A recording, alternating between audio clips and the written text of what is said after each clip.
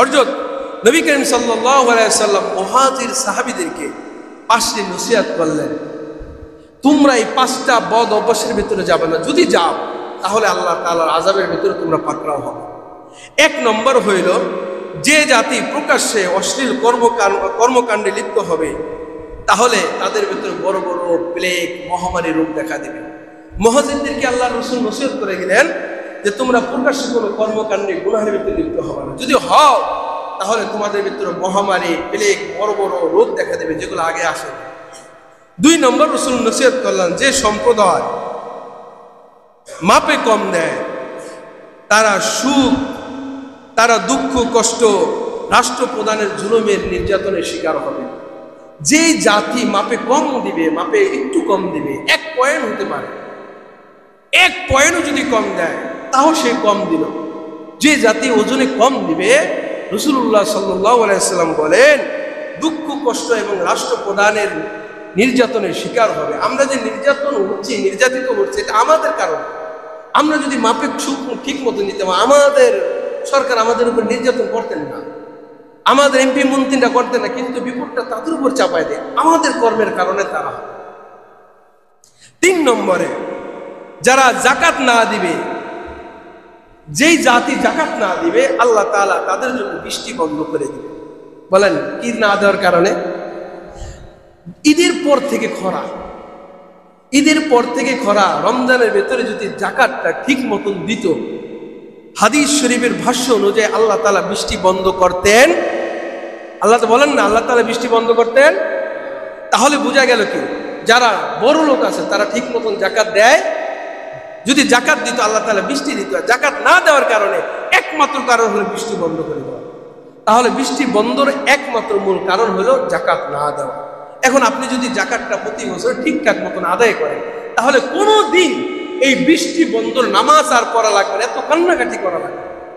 আল্লাহ তাআলা নিয়মিত বৃষ্টি দিবেন, রাতের বেলা বৃষ্টি দিয়ে আপনাকে আরামের ঘুম দিবেন, হাদিস শরীফের কথা। 4 নম্বরে, যারা আল্লাহ রাসূলের সঙ্গে অঙ্গীকার ভঙ্গ করে তারা শত্রু কর্তৃক আক্রান্ত হবে। যারা আল্লাহ রাসূলের সঙ্গে যারা অঙ্গীকার ভঙ্গ করে, রূহের জগতে আল্লাহর সাথে যে অঙ্গীকার করে আসসালাম, রাসূলের সাথে যে অঙ্গীকার করছি আল্লাহ রাসূলকে মাইনা, এই অঙ্গীকার যারা ভঙ্গ করবে, আমরা শত্রু কর্তৃক খালি আমরা নির্যাতিত হবে, আক্রান্ত আমরা হবই হব। এই জন্য আমাদেরকে যদি কোনো জাতি আমাদের উপরে মারে, এই যে দেখেন ফরিদপুরের মধুখালীতে মন্দিরে আগুন, এটাকে কেন্দ্র করে 2 মুসলিম ভাইকে পিটিয়ে হত্যা করে ফেললো। পৃথিবীর ভিতরে 5% হিন্দু, সে মুসলিম 2 ভাইকে হত্যা করে ফেললো। আসল ঘটনা না জেনে কে আগুন লাগাইলো না ধরতে পেরে।